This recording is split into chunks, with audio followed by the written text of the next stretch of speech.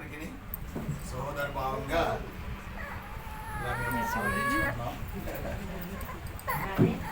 Address చెప్పింది వద్దాం అనుకున్నాం. వచ్చాను కానీ 2-3 సార్లు. యాకోబ్ రాజు గారు తెలుసా మీకు? ఆయన సమయంగా ఇంటికి వస్తూ ఉంటాం, ప్రార్థన మందిరం వస్తూ ఉంటాం.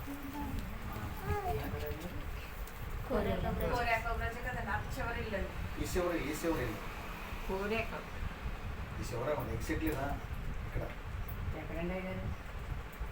యాకోబ్ రాజు గారు ఈయన యశోబరాజు గారా? మీరమ్మా ఆయన వస్తూ ఉంటానండి. చాలా మంచిది. చాలా వందనాలు మీకు ఇలా కలుసుకోవటం. దేవుడు అనుకూలమైన విషయంలో మరి బైబిల్ తీసుకురాలేదు. బైబిల్ మీద కొన్ని విషయాలు నేను చెప్పాలనుకుంటున్నాం. వదిలే సరే. ఏదేమైనా మంచి సహవాసం కలిగి ఉన్నారు, మంచి ప్రార్థనలు కలిగి ఉన్నారు. చాలా మంచిది. మరి ప్రార్థనలో వాక్యంలో చాలా అనుభవాలు మీరు. నేనంటే మా అయితే ఒక 20 సంవత్సరాలు అయింది సేవలోకి వచ్చి. 20 సంవత్సరాలు అయింది. మరి మేమంతా కూడా దేవుళ్ళు బలపడటానికి దేవుడు ఇచ్చిన కృపమ్మా. మీరు అందరూ చదువుకున్నారు, నేనైతే చదువుకోలేదు. కానీ దేవుడు జ్ఞానం ఇచ్చాడు. మరి నేనేం చదువుకోలేదు. చిన్న సాక్ష్యం చెప్తాను. నేను చదువుకోలేదు. నేను అస్సలు మోటోని. చదువురాని ఏమంటారు? మోటోడు, బండోడు. ఇంకేమంటారు? ఇంక చాలా మాటలు ఉంటాయి. చదువురాను కదా, అలాంటి వాడినే. బైబిల్ ఎవరో చదువుకున్నారా? ప్రవర్తలు ఎవరో చదువుకున్నారా? కదా, దేవుడు ఇచ్చిన జ్ఞానం బట్టి బైబిల్లో ప్రవర్తలు ఎవరు చదువుకోలేదు. దావీదు కూడా చదవలేదు. పెంట మీద ఉన్నవాడిని రాజుగా చేశాడు కదా. చాలా మంచిది. ఏదేమైనా దేవుని చిత్తం. ప్రార్థన చేయండి. నేను చదువుకోలేదు. నా పెళ్ళికి నా 91 పెళ్ళి అయింది. వీళ్ళందరి ఇంటికాడే మా అత్తోరు. 91 పెళ్ళి అయింది. నా పెళ్ళికి సంతకం పెట్టడానికి కూడా రాదు. సంతకం కూడా రాదు నాకు. ఒక బాబు చదువుకున్న బాబు దగ్గర ఒక్క 1 రోజు సంతకం పెట్టడానికి నేర్చుకున్నాను. నేర్చుకుని అప్పుడే కూడా పెళ్ళిలో సంతకం పెట్టడానికి నేర్చుకున్నా కానీ వణుకుతూ పెట్టాను. ఒక్క టెంకరగా పెట్టాను. చదువుకుని అలాగే పెడతారు కదా, అలా పెట్టాను. అలా పెడితే మరి ఎందుకో దేవుడు వీళ్ళ తాగేవాడిని, సిగరెట్లు, బీడీ, చుట్ట అన్ని కూడా కాల్చేవాడిని దేవుడు ఎందుకో ఒక దెబ్బ కొట్టాడు. నేల ఖర్చేస్తే అప్పుడు దేవుడు మనం సౌలు మార్చిన విధానంగా, పౌలుగా మార్చుకునే విధానంగా అలా మార్చుకున్నాడు. ఈరోజు భారమైన సేవ, భారమైన పరిచర్య. 4 సంవత్సరాలు బైబిల్ ట్రైనింగ్ అయ్యాను. 4 సంవత్సరాలు బైబిల్ ట్రైనింగ్ అయ్యాను. 2 సార్లు బైబిల్ పూర్తి చేశాను చదవటం. ఏంటంటే నేను పెద్ద గొప్పని కాదు. దేవుడు ఇచ్చిన జ్ఞానం బట్టి ఇలా నేను దేవుళ్ళు బలపడుతున్నాను. చాలా మంచిది. అనుకూలంగా ఈ స్థలం రావడానికి దేవుడు చూపించాడు. సరేలే, మనమంతా కూడా ప్రార్థన చేస్తున్నాం. అవునండి, ప్రార్థన చేస్తున్నాం. ఏ విషయంలో ప్రార్థన చేస్తున్నాం, ఏ విధంగా ప్రార్థన చేస్తున్నాం? అసలు దేవునికి కావలసినది ఏంటి? శరీరమా, హృదయమా? ఏం కావాలి? హృదయం కావాలి కదా. హృదయం కావాలి. మరి హృదయం శుద్ధి చేసుకోవటం ఎలాగా అమ్మా? ఎలా శుద్ధి చేసుకోవాలి హృదయాన్ని? వాక్యం ద్వారాగా హృదయం శుద్ధి చేసుకోవాలి.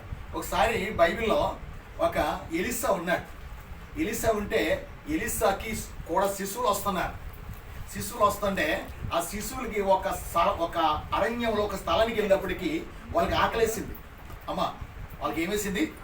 ఆకలేసింది. ఆకలేసినప్పుడు ఎలీషా ఏమన్నాడు? పొయ్యి మీద కుండ, ఏమన్నమ్మా?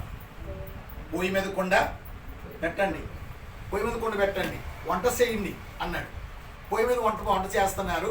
ఒకడు నాలుగుండి పంపించాడు. ఎక్కడికి? ఆకుకూరలు కోసుకురామన్నాడు. అమ్మ, ఆకుకూరలు కోసుకురామన్నాడు. ఆడికి ఒంటరిగా ఉన్నవాడికి అసలు ఏంటి ప్రసిద్ధి ఏంటి? ఒంటరిగా ఉన్నవాడికి కంపల్సరిగా సాతాను గాడు ప్రత్యక్షం అవుతాడు. అమ్మ, జ్ఞాపం చేసుకోండి. స్త్రీ అయినా పురుష అయినా ఒంటరిగా ఉంటే కంపల్సరీ సాతాను ప్రత్యక్షం అవుతాడు. ప్రార్థనలో లేకపోతే, విశ్వాసం కలిగి లేకపోతే, వాక్యం కలిగి లేకపోతే సాతాను గాడు అనేక విధాలుగా తలంపులతో, అనేక చెడ్డ తలంపులతో సాతాను ప్రత్యక్షం అవుతాడు. ఆడు ఒంటరిగా వెళ్ళటం వల్ల ఎర్రి ద్రాక్షాకులు ఎలా కనపడ్డాయి? వాడికి మంచి తోటకూరాకులు నిగలగల కనపడుతున్నాయి. వాడికి ఆడు ఒడి నిండా ఏం కోసాడు? ఎర్రి ద్రాక్ష. వాస్తవానికి ఎర్రి ద్రాక్షాకులు ఏ టేస్ట్ కలిగి ఉంటాయి? సేది. అమ్మ, జ్ఞాపం చేసుకోండి. ఆ సేది పట్టుకొచ్చి తరిగి కుండలో వేశాడు. అప్పుడు కుండ ఏమైంది? సేది అయిపోయింది. అక్కడ ఏముంటదంటే కుండలో ఏముంది? సేదన్న అక్కడ వాక్యం ఉండదు. అంటే కుండలో విషం ఉన్నది అంటది. అక్కడ కుండలో విషం ఉన్నది అంటది. అప్పుడు ఒక తినదప్పటికి అయ్యా కుండలో విషం ఉంది అన్నప్పుడు అప్పుడు ఎలీసా చెప్పినప్పుడు ఎలీసా ఒక మాట చెప్పాడు. వాస్తవానికి ఇక్కడ అందరూ స్త్రీలు కనుక మన కూరలు ఉప్పు ఎక్కువ ఏం చేస్తాం? ఏ టమాటో లేకపోతే ఏమీలో అమ్మా ఏస్తాం కదా. అసలు కుండనగా ఏంటి? వాస్తవానిగా కుండనగా కుండైనా పాత్రైనా రెండు ఒకటే. కుండనగా హృదయం. జ్ఞాపం చేసుకోండి. కుండనగా హృదయం. ఈ హృదయంలో ఉన్న ఇస్సాన్ని తీసేయాలంటే ఏమేమన్నాడు ఎలీసా? విషం పోలంటే ఏమేమన్నాడు? కుండలో యావాలు పిండి. యావాలు పిండి ఏమన్నాడు? ఆవాలేరు యావాలేరు రెండు గోధుమ పిండి వచ్చినప్పుడు యావలే అమ్మ. జ్ఞాపం చేసుకుని ఎక్కువ వాక్యానికి యావల పిండి ఎక్కువ వాడేవాడు. అందులో ఏమన్నాడు? యావల పిండి వేయండి అన్నాడు. జ్ఞాపం చేసుకుని యావల పిండి వేయగా వాస్తవానికి యావల పిండి వాక్యముతో సాదృశ్యం అమ్మ. వాక్యం అని యావల పిండి అందులో వేసినప్పటికీ ఆ విషయం ఏమైపోయింది? అమృతం అయిపోయింది. ఆ కుండలో ఉన్న ఆహారం అంతా కూడా అమృతం. అందరూ కూడా సమృద్ధిగా భోంచేయడానికి సిద్ధపడ్డారు. అసలు హృదయంలో ఉన్న కలంకాన్ని తీసేయాలంటే అందరూ కూడా హృదయంలో ఏముంటుందో తెలుసా అండి? వాక్యం ఉంటుందా? ప్రార్థన ఉంటుందా? హృదయపూర్వకంగా ప్రార్థన చేస్తారా? అమ్మ జ్ఞాపం చేసుకోండి. ఇప్పుడు రెండు ప్రార్థనలో ఉన్నాం మనం, మంచిదే. ఇప్పుడు బయటికి వెళ్ళిన తర్వాత మన హృదయం ఎటువైపు వెళ్తుంది? అమ్మ జ్ఞాపం చేసుకోండి. మన హృదయం ఎటువైపు వెళ్ళిపోతుంది? చాలా రకరకాలుగా ఈ హృదయము పరిగెడుతూ ఉంటుంది. జ్ఞాపం చేసుకోండి. ఇక్కడ ఉన్న మనుషులు ఇక్కడే ఉన్నారు. మన హృదయం మన ఆలోచన ఎక్కడ ఉంటుంది? గల్ఫ్ కూడా వెళ్ళిపోద్ది. జ్ఞాపం చేసుకోండి. మా ఆయన గల్ఫ్లో ఉంటాడు. కేలా గల్ఫ్లో మా ఆయన ఏమన్నాడా ఎలాగొండంటే అసలు ఆలోచన ఎక్కడికి వెళ్ళిపోతుంది. మనిషి ఇక్కడే ఉంటాం. జ్ఞాపం చేసుకోండి. మందిరంలో ఉంటాం, ప్రార్థనలో ఉన్నాం. తెల్లారా ఇంటికాడ తలుపేసామా లేదా? ఇంటికాడ ఉంటుంది దృష్టి. మా యజమాని వచ్చాడేమో భోజనం పెట్టాలి అని ఆలోచన. అమ్మ జ్ఞాపం చేసుకో. అనేక రకాలుగా హృదయం కలవర పడుతూ ఉంటుంది. హృదయంలో ఏముండదండి? వాక్యం ఉండదు. కానీ వాక్యాన్ని నింపుకుంటే ఆ హృదయం దేవుడు ఏం చేస్తాడు? పరిశుద్ధులుగా మంచి హృదయంగా మారుస్తాడు. ఆ చెడు తీసేస్తాడు. జ్ఞాపం చేసుకోండి. ఒక మాట జ్ఞాపం చేస్తాను చూడండి. ఇర్మియా గ్రంథము అమ్మ, ఇర్మియా గ్రంథము 2వ అధ్యాయము 22వ వచనం తీసుకోండి. బైబిల్ తీసుకోండి. ఒకసారి జ్ఞాపం చేసుకుందాం మాట. ఇర్మియా గ్రంథము 2వ అధ్యాయము 22వ వచనం. క్షౌరముతో కడుక్కునను, విస్తారమైన సబ్బు రాసుకున్నాను, నీ దోషము నాకు మరకవలే కనిపిస్తున్నాయి. దేవునికి స్తోత్రం. ఏం కనబడుతున్నాయండి? ఏం వాడుతున్నాం మన ఒంటికి? ఎరుపు రావాలంటే మన శరీరం ఎరుపు రావాలని ఏం చేయాలి? అమ్మ తక్కువ రేటు 10 రూపాయల చొప్పు వాడడం అనుకోండి, ఎరుపు రావం. ఇంకా 50 రూపాయల చొప్పు కావాలి, 100 రూపాయలు, ఇంకా రకరకాల చెప్పులు ఉంటాయి, మంచి చెప్పులు ఉంటాయి. ఆ శుభ్రం పడితే ఎర్రగా వస్తామేమో, కానీ హృదయాన్ని శుభ్రం చేసుకోవడం లేదు మనం, కానీ శరీరం శుభ్రం చేసుకుంటున్నాం. అమ్మా ఏం చేసుకుంటున్నాం మనము? ఈ శరీరాన్ని శుభ్రపరచుకుంటున్నాం. ఈ శరీరాన్ని పరచుకుని ఓ తోవేస్తున్నావు. కానీ దేవుడు మన శరీరం చూసేవాడు. శరీరం చూస్తాడు దేవుడు. శరీరం కావాలి దేవుడికి, అందం కావాలా, ఈ సౌందర్యం కావాలి దేవుడికి ఇదేమక్కర్లేదు. ఏమి కావాలంటే హృదయం కావాలి. నువ్వు సబ్బుతో స్నానం చేస్తున్నాను, విస్తారమైన సౌరముతో అనేకమైన కడుక్కున్నాను, విస్తారమైన సబ్బు రాసుకున్నాను, నీ దోషములకు మరక వల్ల కనిపిస్తున్నాయి. దేవుడు చూసేదేది హృదయం చూస్తాం. దేవుడు హృదయం చూస్తున్నప్పుడు హృదయం ఎలా కనిపిస్తుంది? మరకలు ఉన్నాయి. ఏమున్నాయి హృదయంలో? మరకలు ఉన్నాయి. జ్ఞాపం చేసుకోండి. సొబ్బు కాదు కావాల్సింది మనకి, బయట శుభ్రం చేసుకోవడం కాదు, ముందు హృదయాన్ని శుభ్రం చేసుకోవాలి. జ్ఞాపం చేసుకోండి అమ్మా. హృదయం శుభ్రం చేసుకోవాలి. హృదయం శుభ్రం చేసుకుంటే దేవుడు అనేక విధాలుగా కార్యాలు చేస్తాడు, అనేక విధాలుగా అద్భుతాలు చేస్తాడు. దేవుడు కావాల్సిన హృదయం అండి. ఈ శరీరం మనం ఎలా చనిపోతే దాన్ని తీసుకెళ్ళి మట్లో పెట్టేస్తారు. హృదయం దేవుని దగ్గరికి వెళ్ళండి. హృదయం ఎలా చేసుకోవాలి? మనము శుభ్రం చేసుకోవాలి. దేవుడికి కావాల్సిన హృదయం. దేవుడు చూసే హృదయం చూస్తాడు, కానీ నీ శరీరాన్ని నీ అందం ఎవరికి కావాలండి? అమ్మ జ్ఞాపం చేసుకోండి. హృదయం నీ అందం ఎవరికి కావాలి? వద్దు. హృదయం అందం వద్దు. అందం మోసకారం, సౌందర్యం వ్యర్థం. జ్ఞాపం చేసుకోండి. అందుకు మనం హృదయాన్ని శుభ్రం చేసుకోవాలి. సబ్బు రాసుకుంటాం, మంచిదే, రాసుకోవద్దంటలేదు, కానీ ముందు ఇది కాదు మనకు శుభ్రపరచుకోవచ్చింది. హృదయం శుభ్రపరచుకోవాలి. హృదయంలో కప్పమేటేసుకుని, హృదయంలో కోపమేటేసుకుని వాళ్ళంటే కెట్టదు, వీళ్ళంటే కెట్టదు, వాళ్ళ మీద ములుక్కుంటాం, వీళ్ళ మీద ములుక్కుంటాం. కానీ ఇలా ములుక్కుంటూ ప్రార్థన చేస్తే దేవుడు ప్రార్థన ఆలకించేస్తాడా? ఆలకిస్తాడమ్మా. జ్ఞాపం చేసుకొని చూద్దాం. చూడండి, కీర్తన గ్రంథం అమ్మ 66 కీర్తన 18వ వచనం ఒకసారి చూద్దాం, చూడండి. 66 కీర్తన 18వ వచనం. నా హృదయములో నేను పాపము లక్ష్యము చేసిన ఎడల ప్రభు నా మనవి వినకపోవును. దేవునికి స్తోత్ర. ఏమన్నాడమ్మా? నేను హృదయములో పాపము లక్ష్యము చేసిన ఎడల దేవుడు నా యొక్క మనవి అంటే ఏంటమ్మా?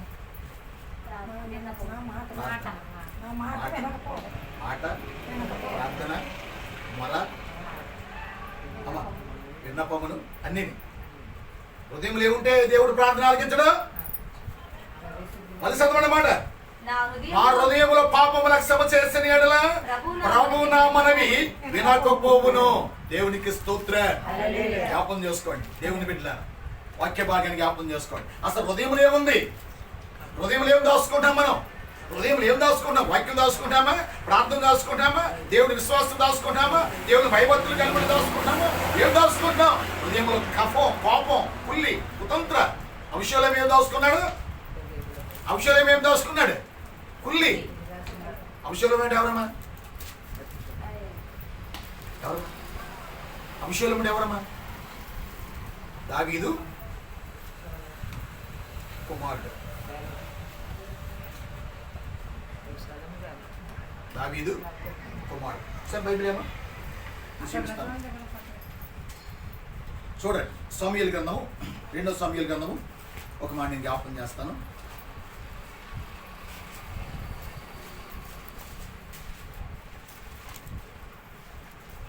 17వ అధ్యాయము.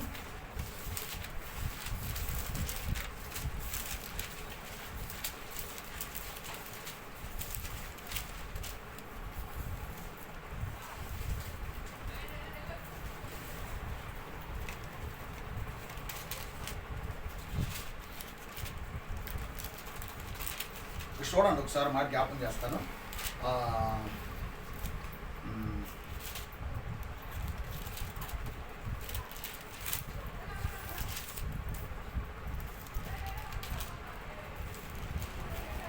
చూడ అభిషేకం అన్నమాట. 24 వచ్చి చూడము. దావీదు రాగా అభిషేకమును ఇశ్రాయేలీయులు అందరూ యార్దాను నది దాటి వచ్చిరి. అభిషేకము అమ్మ ఒకసారి అక్కడ మా బండి కాడ మా అబ్బాయి ఉంటాడు, బయలు పట్టరా మనం ఒకసారి పట్టరా మనం ఒకసారి. క్లారిటీ వస్తుంది కానీ నేను అర్థమవుతుంది క్లారిటీ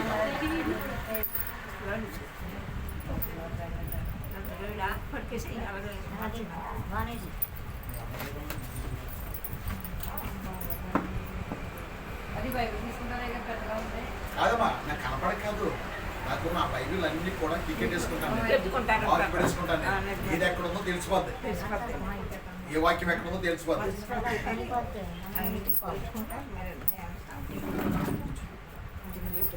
అమ్మ నేను సేవకునని కాదు, నాలో కూడా హృదయంలో పాపం ఉంటే నా ప్రార్థనకు దేవుడు ఆలకించాడు. జ్ఞాపం చేసుకోండి. ఎంత విశ్వాసి అయినా, ఎంత సేవకుడైనా, ఎంత రాజు అయినా, ఎంత విశ్వాసి, ఎంత డబ్బున్నవాడైనా, ఎంత అధికారి కలిగిన వాడైనా, ఎవరైనా సరే, ఎంత సేవకుడైనా హృదయంలో పాపం పెట్టుకుని ఆళ్ళ మీద పాపం పెట్టేసుకుని ఆళ్ళ మీద కోపం పెట్టేసుకుని మనం ప్రార్థన చేస్తే దేవుడు ఏమాత్రం కూడా మన ప్రార్థన ఆలకించడు. జ్ఞాపం చేసుకోండి దేవుని బిడ్డలారా, వాక్య భాగాన్ని మీరు జ్ఞాపం చేసుకోండి. ప్రేమ గారు వందనండి.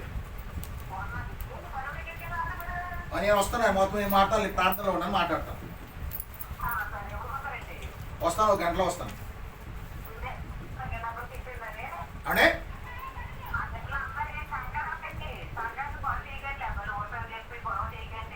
సరే మాట్లాడతాను, మనస్తాను. అమ్మ జ్ఞాపం చేసుకోండి. నేను వాక్యాన్ని జ్ఞాపం చేస్తాను, చూడండి.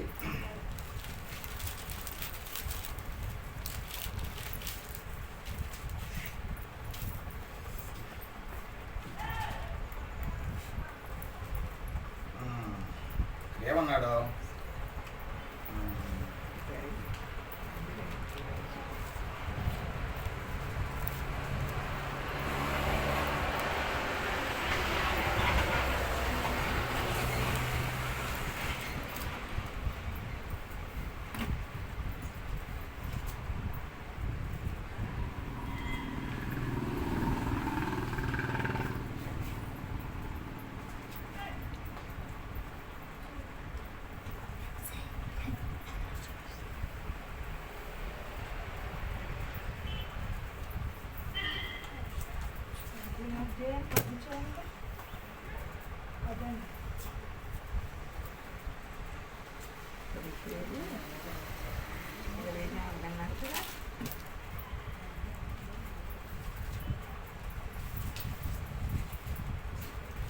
మనము అభిషేలోము ఒక దేవతకి బలర్పించడానికి వెళ్ళాడు.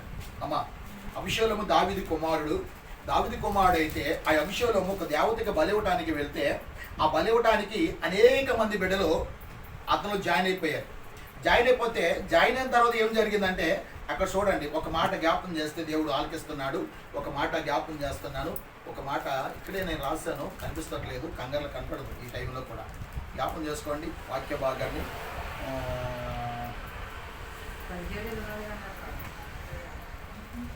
అది నేను జ్ఞాపకం చేస్తాను.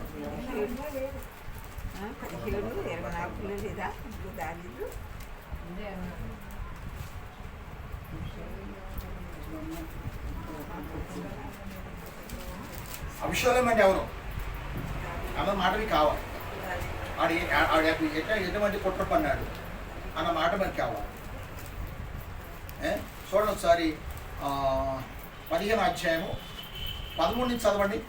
ఇజ్రాయేలీల అభిషేకము పక్షముగా వహించినని దావీదు నాకు వర్తమానము తేగా, దావీదు యెరూషలేమును నందున్న తన సేవకులందరికీ ఎలాగూ ఆజ్ఞ ఇచ్చెను, అభిషేకమా చేతిలో నుండి మనము తప్పించుకుని రక్షణ నొందలేము, మనము పారిపోదము రండని అతడు మహా హఠాత్తుగా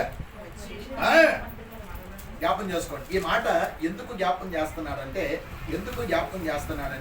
వీళ్ళ వాక్య భాగాన్ని ఒకసారి మనం జ్ఞాపం చేసుకుంటే వాక్య భాగాన్ని దేవుడు మన పరిశోధన చేస్తున్నాడు. ఎందుకో తెలుసా, అభిషేకం కుట్రమన్నాడు. అమ్మా అభిషేకం ఏమో తెలుసా, కుట్ర ఉంది, హృదయంలో కుట్ర ఉంది. కుట్ర పరంగా ఎందుకంటే అభిషేకమైన తండ్రి అయిన దావీదు సింహాసనాన్ని కోరుకున్నాడు.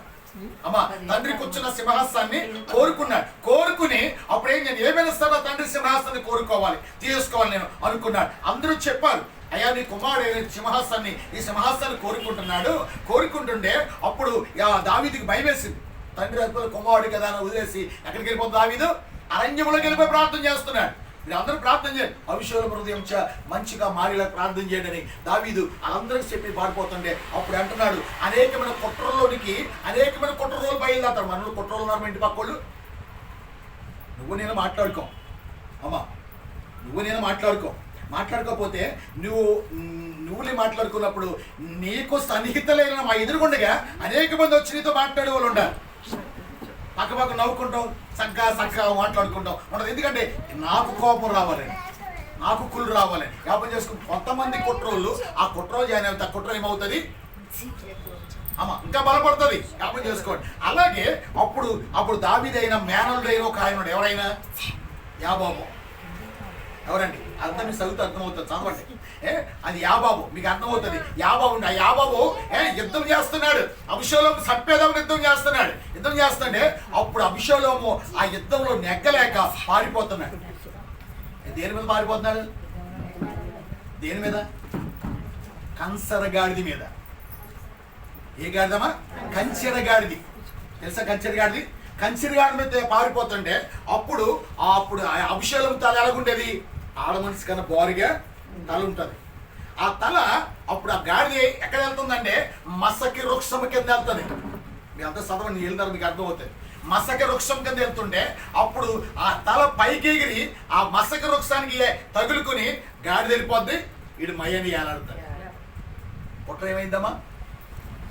అప్పుడు ఎవడు నాలుగు చూసి యాబాబు చెప్తాడు, అయ్యా అభిషేకులు ఇలా ఏలాడుతున్నాడు, ఆకాశానికి భూమికి అమ్మయ్యని ఏలాడుతున్నాడు అని చెప్తే అప్పుడు యాబాబు వెళ్ళి అతన్ని బాణాలేసి చంపేస్తాడు.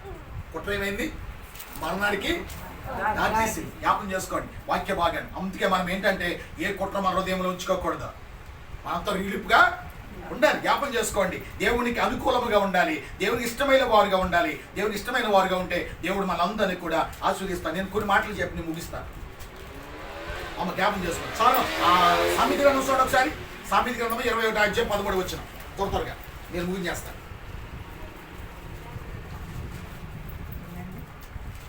సామెతలు 21:13. దరిద్రుల మొర వినక చెవి మూసుకునేవాడు అతడు మొర్ర పెట్టినప్పుడు అతని మొర నేను అంగీకరింపను. దేవునికి కావాల్సింది ఎవరమ్మా? ధనవంతులు కావాలా దేవునికి? అమ్మా దేవునికి ఎవరు కావాలి? ధనవంతులు కావాలా? నాలాంటి దరిద్రులు కావాలి దేవునికి. అవునండి. అయ్యా జ్ఞాపం చేసుకోండి. నేనే మీ ఇంటికి వచ్చాను ఒకసారి, ఏదో రూపంలో వచ్చాను, జ్ఞాపం చేసుకోండి. రూపంలో వస్తే అప్పుడు ఏదైనా కొంచెం ముద్దయమనో లేకపోతే ఏదో కానీ మంజీలో మనకపోతే అలమోర ఎలగి వెనకపోకుండా ఎందుకన్నా మన జీవితం. ఎవరికైనా పేదవాడికి రూపాయి ఇస్తే అది ఎవరికి ఇచ్చినట్లు? దేవునికి. ఒక ముద్ద పెడితే అది దేవుడికి ఇచ్చినట్లే. జ్ఞాపం చేసుకోండి. నువ్వు ఎవరికి ఇవ్వకుండా కఠినంగా ఉన్నావంటే ఒకవేళ దేవుడు నీకు ఏ శ్రమ వచ్చినా ఏ బాధ వచ్చినా ప్రార్థన చేస్తే ఆ ప్రార్థన నేను ఆలకించను. దరిద్రుల మొర వినకుండగా నువ్వు కాపాడుకుంటున్నావే, దరిద్రుల మొర వినకుండగా నువ్వు రక్షించుకుంటున్నావే, నువ్వు సరదాగా తింటున్నావే. దరిద్రులు కావాల్సిన దేవునికి అసలు భూమి మీద యేసు ప్రభు ఎందుకు రావాల్సి వచ్చాడు? కారణం ఏంటి? ఇది రావాల్సి వచ్చాడు. అమ్మ ధనవంతుల కోసం వచ్చాడా? అమ్మ పేదవారి కోసం వచ్చాడు, రోగుల కోసం వచ్చాడు. రోగులు రక్షించడానికి వైద్యుడు కావాలి. ఆరోగ్యవంతుడికి అక్కర్లేదు, వైద్యుడు అక్కర్లేదు, డాక్టర్ అక్కర్లేదు. అవునా? ఆరోగ్యవంతులు దేవుడు కావాలి. అది దేవుడు భూమి మీద రావడం కాదు. అందుకే పేదవారిని ఆదరించాలి. ఇంటికి ఎవరిని వస్తున్నారు పేదవారు? ఓ సీర ఇవ్వండి అమ్మా, పాత సీర అమ్మ, కొద్దిగా అన్నం పెట్టండి అమ్మా అని ఎవరు వస్తున్నారా? లేదా ఒకరు రాల్చుకున్నారు వస్తే దయించి జ్ఞాపం చేసుకోండి. మోకసు రాల్చుకోవాలి. ఈ దగ్గర తిన్నాడు అనుకోండి, అడుక్కునేవాడు కొడుకుంటే పోగొట్టాం అనుకోండి, ఆడిల్లు ప్రతి ఇంటిగా చెప్తాడు ఏమని, అలా తల్లి భోజనం పెట్టిందన్న, కొడుకుంటే పెట్టిందమ్మా అంటాడు. చాలా సంతోషంగా అనుకుంటాడు. కానీ పెట్టలేదు అనుకోండి, ఒక తెల్ల ఇంటికి వెళ్ళానమ్మా, మొక్కరు రాల్చుకున్నదమ్మా అని ప్రతి ఇంటికి కూడా ఆ మాట కూడా చెప్తాడు. అమ్మ జ్ఞాపం చేసుకోండి. నీతిమ పేదవాడు కరెక్ట్ మాట్లాడతాడు. అమ్మ జ్ఞాపం చేసుకోండి. అందుకు దేవుని వాక్యం అంటే తెలుసా అండి, నేను మీ ఇంటికి వెళ్తున్నానంటే అది తిన్న సంగతి నేను చెప్పుకోవాలి, పలానా తల్లి పెట్టిందని నేను చెప్పుకోవాలి. ఆ చెప్పుకుంటావు నీ కుటుంబానికి నువ్వు చెప్పుకుంటే ఆశీర్వాదం. నేను పెట్టేశాను, ఎంతమందికి భోజనం పెట్టేశాను, నువ్వు చెప్పుకుంటే ఆశీర్వాదం కాదు. నేను తిన్నామని చెప్పుకోవాలి, అది నీ ఇంటికి ఆశీర్వాదం. జ్ఞాపం చేసుకోండి. మీ ఇంటికి పని చేస్తున్న కూలివాడు ఉన్నాడు. ఆ కూలివాడు పొద్దున్న సాయంకాలం వారు కష్టపడుతున్నాడు. కష్టపడుతున్నప్పుడు సాయంకాలం ఇంటికి వస్తాడు కూలి పని ఇమ్మని. వెంటనే ఇస్తే సంతోషంగా వెళ్తాడు. ఆ సంతోషం నీ కుటుంబానికి ఆశీర్వాదం. లేదు రేపిస్తాను మా పిస్తాను తిరిగితే ఆడి కుటుంబం సూర్యమంటే వెళ్తాడు. వాడి కూలి పని ఇస్తారేమో. శుభ్రంగా మా ఇంటికి వెళ్ళి బియ్యం తెచ్చుకుని శుభ్రంగా వండికి తిందాం అనుకున్నాను, ఆవిడ ఇవ్వలేదు, ఆయన ఇవ్వలేదు, ఉసూరుమంటే వెళ్తాడు. అది ఆశీర్వాదం కాదండి. కంపల్సరిగా కష్టపడ్డ వాడికి వెంటనే గొట్టు మీద డబ్బులు ఇచ్చేయాలి. అది నీట్గా సంతోషంగా వెళ్తాడు. జ్ఞాపం చేసుకోండి. ఇంకో మాట జ్ఞాపం చేస్తాను. అదే సమీధనం 28:9 వచ్చిన జ్ఞాపం చేసుకోండి. అది 28:9 వచ్చిన. ధర్మశాస్త్రమును వినబడకుండా చెవులు మూసుకునేవాడు ప్రార్థన హేయము. దేవునికి స్తోత్ర. ఏంటమ్మా ధర్మశాస్త్రం అంటే? ఏంటమ్మా? దేవుని వాక్యం వినకుండా చెవులు మూసుకుని ఉన్నారా? అమ్మా వినపడకుండా చెవులు మూసుకొని ఉన్నారా? వినపడకుండా చెవులు మూసుకునేవాడు ప్రార్థన హేయము. ఏమంటేటమ్మా? అంగీకరించబడు. ఇంకా పాపం. అమ్మ అటువంటి వాడు ప్రార్థన పాపం. ఆలకించ దేవుడు. జ్ఞాపం చేసుకోండి. ధర్మశాస్త్రం వినపడకుండా చెవులు మూసుకునే వాళ్ళు చాలా మంది ఉన్నారు. ఈరోజు సేవకుడు ఒక ఆయన చంపేస్తారు. మొన్న చంపేస్తే ఇప్పుడు ఒకడు పబ్లిక్ గా మాట్లాడుతున్నాడు, మేమే చంపామన్నాడు. ఇది తెలుసా? మా దేవుళ్ళు విమర్శిస్తున్నారు వాళ్ళు, అందుకే మేము చంపామంటున్నారు. జ్ఞాపం చేసుకోండి. అమ్మ వాక్య భాగాన్ని జ్ఞాపం చేసి చాలా ప్రమాదం. సేవ చేసే వాళ్ళకి సేవకుడు చాలా ప్రమాదం. ఈరోజు ఏ దేవుడిని ఆయన విమర్శిస్తే ఆ బతకనెవరండి? అమ్మ జ్ఞాపం చేసుకోండి. వాక్య భాగాన్ని విమర్శించకూడదు కదా. మనం ఏ దేవుడిని అయినా మనం గౌరవిద్దాం, దేవుడిని ఆరాధిద్దాము. దేవుడు అది చూసుకుంటాడు. మన దేవుడు ఆరాధిస్తాడు. మీరు అన్నమాట అర్థమైంది. మన దేవుడు విమర్శిస్తారు అన్నారు కదా, అది అర్థమైంది. జ్ఞాపం చేసుకోండి.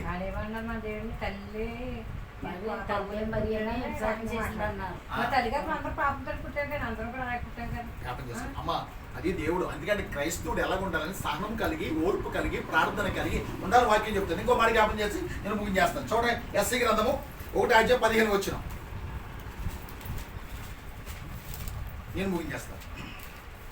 మీరు మీ చేతులు సాపినప్పుడు మిమ్మల్ని చూడక నా కన్నులు కప్పుకుందును. మీరు బహుగా ప్రార్థన చేదురు, నేను వినను. మీ చేతులు రక్తముతో నిండి ఉన్నాయి, అందుకు నీ ప్రార్థన నేను. చేతులు ఎలా ఉన్నాయమ్మా? దావీదు మందిరు కట్టాలి. మందిరు వాక్యం దావీదు ఎక్కడ వాక్యం చెప్పేవాడు? ఎక్కడ వాక్యం చెప్పాడమ్మా? బేరాలు కదా. మందిరు కట్టుకోవాలని దావీదుకి ఆలోచన. మందిరం కట్టుకోవాలి దేవునికి ఆలోచన అయినప్పుడు ఆ మందిరం కట్టుకోవాలని ఆలోచన కలిగి ఉన్నాడు. అప్పుడు దేవుడు అడుగుతున్నాడు, అయ్యా మందిరం కట్టాలి ఎలాగన్నాడు. అప్పుడు దేవుడు దావీదుతో మాట్లాడుతున్నాడు, ఏమని? మందిరం కట్టడానికి నువ్వు అర్హుడవు కాదు. ఎందుకు కాదు?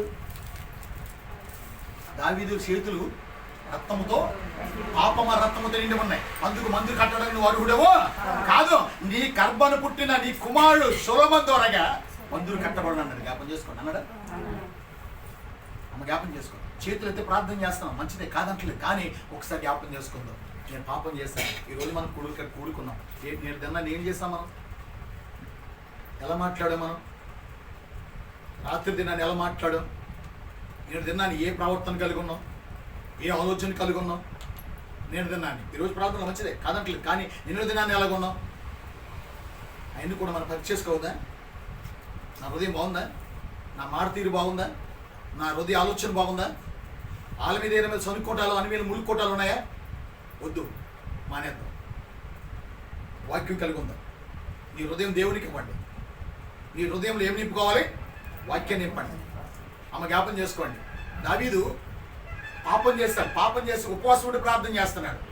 పాపం చేసి ఉపవాస ప్రార్థన దేవుడు ప్రార్థన అంగీకరిస్తాడా? దావీదు ఏ పాపం చేస్తాడు? ఏ పాపం చేస్తాడు దావీదు? అమ్మా, స్త్రీతో పాపం చేస్తాడు. చేసి ఓ కుమారుడికి కన్నాడా లేదా? అప్పుడు నాతాను జ్ఞాపం చేస్తాడు దావీదుకి. నాతాను ఏమన్నాడు? కథ చెప్పి ఏ సామీల గ్రంథం 2 సామీల గ్రంథంలో ప్రణాజ్యంలో ఉంటుంది. నాతాను ఆ దావీదు పాపం చేసుకుంటానే వెళ్ళిపోతున్నాడు. అతను పాపలంతా జ్ఞాపం రావట్లేదు, పాపం చేసుకుంటూ వెళ్ళిపోతున్నాడు. అప్పుడు పరిశుద్ధాత్ముడు నాతాను ద్వారా వచ్చి దావీదు ఒక కథ చెప్తాడు. ఏంటది? పేదవాడు గొర్రెపిల్ల, ఉన్నవాళ్ళు గొర్రెపిల్ల కథ చెప్తాడు. ఆ కథ పండాజ్యంగా చదువు నీకు అర్థమవుతుంది. కథ చెప్తాడు. కథ చెప్పిన తర్వాత అప్పుడు ఆ పాపం చేస్తున్న వాడివి నీవే. ఎవడమ్మా? ఆ మనుషుడము నీవే. జ్ఞాపం చేసుకో. ఆ మాటకి దావీదు సరి చేసుకున్నాడు, కానీ కోప్పలే. మనం ఏం చేయాలి? ఎవరన్నా పాపం చేసిన వాటి ఏం చేయాలి? మనం గొప్పోడువా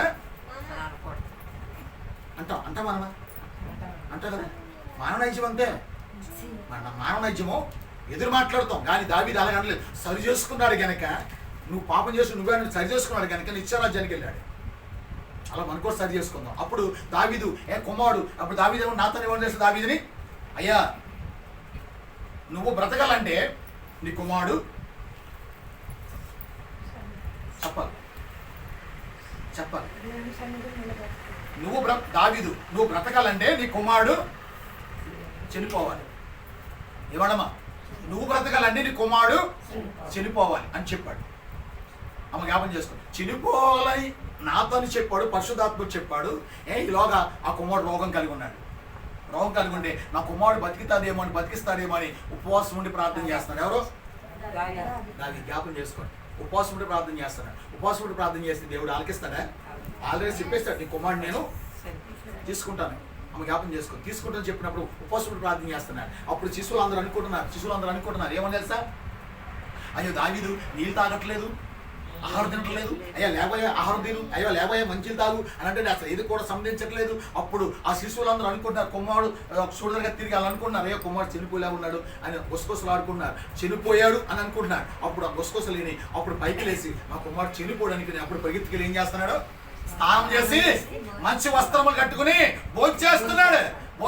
అయ్యా ఏంటి కుమారుడు బతుకుండగా భోంచేమని భోంచేయలేదు, కుమారుడు బతుకున్నప్పుడు నీళ్ళు తాగమని తాగలేదు, ఇప్పుడు ఏంటి చనిపోయిన తర్వాత వేసి భోజనం చేస్తున్నావు అన్నాడు. అప్పుడు అన్నాడు దావీదు ఒక మాట. ఏమన్నాడు? అయ్యా నేను ఉపవాసం ఉండి ప్రార్థన చేస్తాను. ఒకవేళ దేవుడు నా కుమారుడు బతికిస్తాడేమో అనుకున్నాను, బతికించలేదు. ఒకవేళ నేను ఉపవాసం ప్రార్థన చేస్తే నేను నా తండ్రి నా కుమారుడు దగ్గరికి వెళ్ళిపోవాల్సిన వాడిని. ఎందుకు వెళ్ళాలి?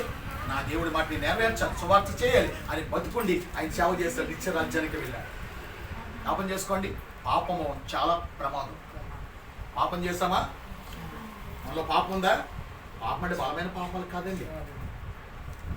సెడగ హృదయ ఆలోచనే, నోటినొచ్చి మాటే, అబద్ధ మాటనే.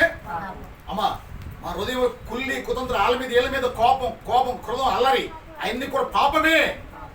దావీదు ఎన్ని మాటలు చెప్పిన తర్వాత కీర్తన గ్రంథంలో 21లో పాపలు ఒప్పుకుంటాడు. ఎలా ఒప్పుకుంటాడు తెలుసా? 51లో ఎలా ఒప్పుకుంటాడు? జ్ఞాపకం చేసుకోండి, నేను ముగించేస్తాను. ఎలా ఒప్పుకుంటాడు? 4 వచ్చిన 51:4 వచ్చిన నీకు కేవలం నీకు విరోధంగా నేను పాపం చేశానయ్యా, నీ దృష్టి ఎదుట నీ శీర్తనము చేస్తానయ్యా. చాలా ఏమడమ్మా, మా పాపాలు ఎలా ఒప్పుకోమా?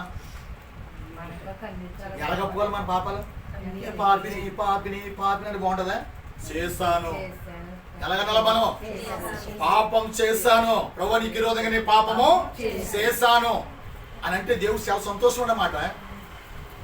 పాపం చేసి పాపం చేసి వాళ్ళని తిట్టేసి వాళ్ళంటి కెట్టదు వీళ్ళంటి కెట్టదని తిట్టేసి ప్రార్థన చేసి దేవుడు ప్రార్థన అలిగించేస్తాడా? వద్దు. క్రైస్తవులుగానే ఉందాం, క్రైస్తవులుగానే దేవునికి ఇష్టమైన బిడ్డలుగా ఉందాం, దేవునికి ఇష్టమైన బిడ్డలుగా ఆరేద్దాం. అందుకే దేవుడు దావీదు అన్నాడు, అయ్యా కేవలం నీకు విరోధంగా నీ పాపం చేస్తానయ్యా, అయ్యా నీకు విరోధంగా నీ తప్పు చేస్తానయ్యా, నా పాపములు క్షమించు ప్రభువా, నాలో ఉన్న అతిక్రమములు తీసివేయమని ప్రార్థన చేస్తాడు. అలా ప్రార్థన చేస్తే దేవునికి ఇష్టమైన ప్రార్థన అది. ముందు పాపలు ఒప్పుకోండి. ఏం చేద్దాం మనము? ప్రార్థన స్టార్ట్ చేసినప్పుడు పాపలు ఒప్పుకోవాలి, అప్పుడు అంశానికి వెళ్ళాలి. జ్ఞాపం చేసుకోండి, దేవునికి ఇష్టమైనది ఏంటంటే మన పాపలు ఒప్పుకోవడం దేవునికి ఇష్టమైనది. అవునమ్మా? పాపం చేసి నీతిమంతులు అని చెప్పుకుని నీతిమంతులు స్థలములు అయిపోతాం అని పాపం కాదు. మనుషులు ఒప్పుకుంటారేమో కానీ దేవుడు ఒప్పుకోడే. దేవునికి ఇష్టమైన జీవితం మనం ఉన్నంతకాలం, ఎంతకాలం పోదు అంతకాలం పోతే దేవునికి ఇష్టంగా పోదుదాం. అవునండి, ఎంతకాలం దేవునికి ఇష్టంగా పోదుదాం, లేకపోతే మానేద్దాం. విశ్వాసంలో లోకంలో ఉందా? జ్ఞాపం చేసుకోండి. అలాగే మన దేవుల్లో మన హృదయంలో పాపం లేకుండా హృదయాన్ని సరి చేసుకుందాం. 5వ వచనంలో అంటాడు, నీ తల్లి గర్భమున పుట్టడమే పాపం, నీ తల్లి గర్భంలో పుట్టడమే పాపం అని అంటారు. జ్ఞాపం చేసుకోండి, మన పాపులమే కానీ నీతిమంతులు ఏమి కూడా కాదు. జ్ఞాపం చేసుకుని మానవ జీవితంలో ఎన్నో పాపాలు చేస్తాం. నోటి ద్వారా, చూపు ద్వారా, హృదయ ఆలోచన ద్వారా, మాట ద్వారా, ప్రవర్తన ద్వారా, వినికుడి ద్వారా ఎన్నో పాపాలు చేస్తాం. కానీ ఈ పాపాలన్నీ కూడా మనం ఏం చేయాలి? దేవుని దగ్గర ఒప్పుకోవాలి. ఒప్పుకుంటే మన పాపాలన్నీ కూడా దేవుడు క్షమిస్తాడు. దేవుని ఇష్టమైన వాడుగా ఉంటాం. ఈ మాటలు దేవుని వాక్యం దీవించుకునే కాక చిన్న ప్రార్థన చేస్తున్నాం.